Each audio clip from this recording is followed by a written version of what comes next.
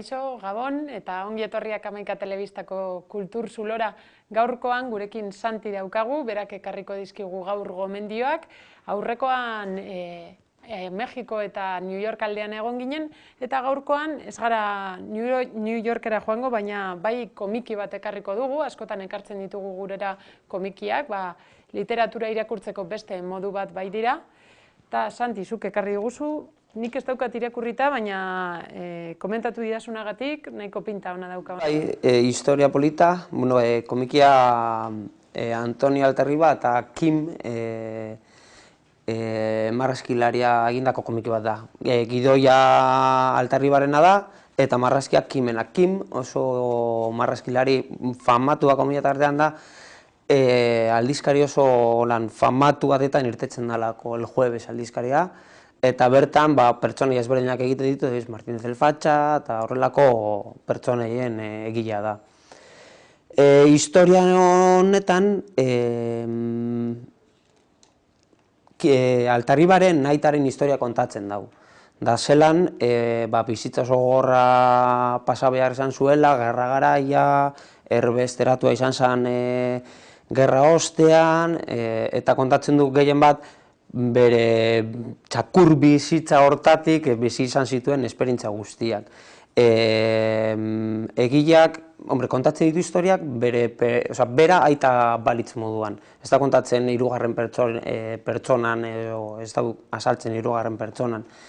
Eta, nahiko historia holan polita, negar egituko pixka bat bebai, askotan oso historia holan gogorra ematen du, azkenean gerra garaian pasatako gauzak izteak, gerra ostean zen olako eragina izan zuen gizartean bebai, adibidez, republikak edo republikanoak gerrak galtzearen eragin horri, eta gero ikusten da Frantziara erbesteratu ostean, bueltan datorrela ja 60. hamarkadan, eta hor agertzen da jasen olako aldaketak eman diren gizartean, diktaduraren eraginez, eta kuriosoa.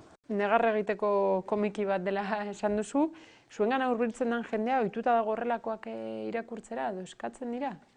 Hombre, orain zorionez nik izango nuke eleberri grafikoak edo nahiko harrera ona daukatela, eta behingoz, edozein novela bezalako harrera dauzkatela. Eskatzen dute gehien bat, adituak, komila tartean, kago artean saleak eta etortzen dut gauza honen bila, baina askotan bezero batzuei gomendatuta eta gero berriz bueltan datozenan oso pozik geratzen dira olako eleberri grafikoekin eta horrela. Eta kasu honetan gainera, historio erreal bat edo hurbilekoa kontatzen du Antonio Altarribak, nabaritzen da?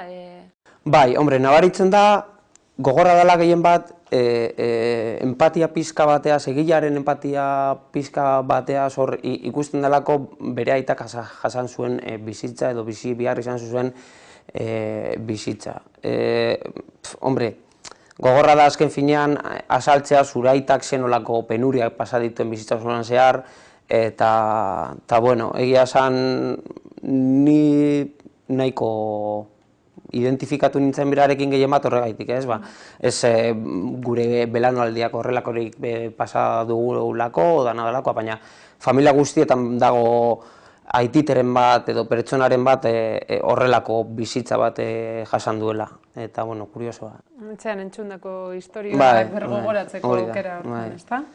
Eta hemen komikia izan dugu, eta zure eskuetan euskal literatura, autore gaztea, baina nahiko izena eta fama lortu duena. Bai, Irati Jimenezen nora ez dakizun hori ekarri dizuet, gaurkoan, eta, liburu honekin egia esan dezakegu behin lortu duela euskal narratiban eta euskal idazle gazteen artean izen edo leku majo bat izatea.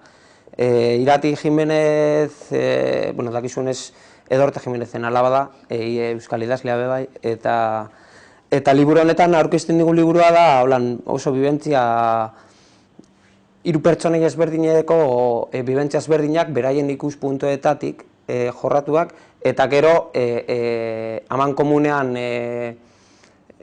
posizioak dituztenak euren artean, ez? Azaltzen du, urte askotan kanpoan edo atzerrian bizitako argazkilari baten bizitza, gero Bilborra datorrela 15 urte kanpoan egin ostean, eta gero bertan hor beste bi pertsonaien artean amodiozko trama antzeko bat dago hiruren artean eta horrela. Da, ez dizut kontatuko guztiaz, azken finean saltzera etorri naiz. Azken urteetan bai aurkitu ditugula, bai Irati Jimenez, Uxue Alberdi eta beste emakume euskaldun asko, literatura munduan gogor jo dute. Bai, egia da, zorionez nik izango nuke, emakumeen artean da belaunaldi berri bat hasi dela, bai Irati Jimenez, Carmele Jaio, Uxue Alberdi, eta barrek, azken finean toki polit bat hartu dute euskal idazle gazteen artean, gehien bat belaunaldi berri bat hasita, ez? Gitxu gara bera denak urte batzuk gora bera adin beherekoak, baina, saltzen da, oso ondo idazte dute, esan ez dute holan literatura oso narratiba oso zailarik idazten, erraz idazten dute, oso ondo ulertzekoa eta polita egia esan. Bai, askotan behar izaten dugu ere, batzutan sakon eta buru argi daukagunean, pentsatzea egiten digun liburuan, baina baita metroan goazenean, edo telebista ikusi nahi ez dugunean harin irakurtzeko. Bai, eta egia esan, gaiak eta normalean izaten dira sentimendua handikoak, bai amodioa, gorrotoa,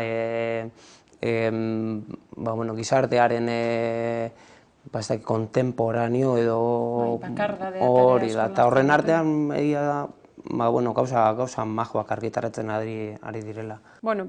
Labur biltzeko pizkat gaur ikusi duguna, alde batetik El arte de volar, Antonio Altarriba eta Kim Margolariarena, eta bestetik idazle euskalduna, Irati Jimenez, Nora ez dakizun hori.